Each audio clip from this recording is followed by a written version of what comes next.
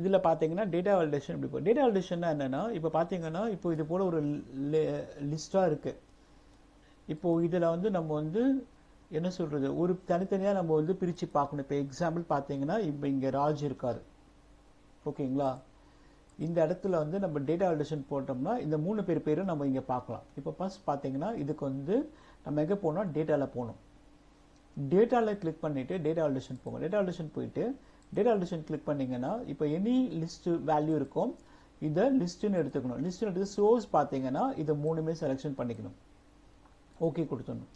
Okay கொடுத்துட்டிங்கன்னா இப்போ பாருங்கள் யார் பேர் வேணால் நம்ம மாற்றலாம், ஓகேங்களா. ஸோ இப்போது இது பேர் வந்து டேட்டா வேலிடேஷன். இதில் வந்து நம்ம இன்னும் நிறைய பண்ணானா நான் அதை ஸோ அப்படியே போக போக பார்த்தோம். இப்போ VLOOKUP போவோம்.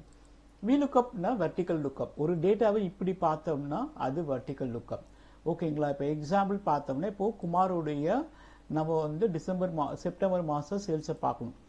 அதுக்கு என்ன பண்ணணும், ஈக்குவல் VLOOKUP ஓப்பன் பிராக்கெட். இந்த ஃபார்முலாவில் என்ன சொல்லுது, லுக்கப் வேல்யூ. லுக்கப் வேல்யூனா இது செகண்ட்.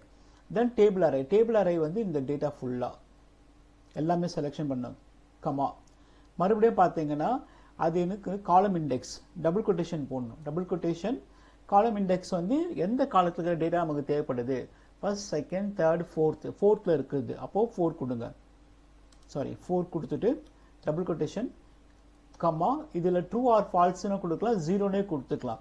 0 கொடுத்தீங்கன்னா உங்களுக்கு ரொம்ப ஈஸியாக வந்துடும். 0 க்ளோஸ் பிராக்கெட் போட்டுற வேண்டியதான்.